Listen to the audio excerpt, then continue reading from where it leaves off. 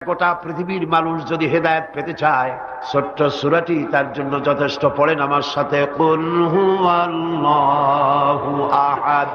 পড়েন সবাই, কুল হুয়াল্লাহু আহাদ আল্লাহুস সামাদ লাম ইয়ালিদ ওয়া লাম ইউলাদ ওয়া লাম ইয়াকুল লাহু কুফুয়ান আহাদ।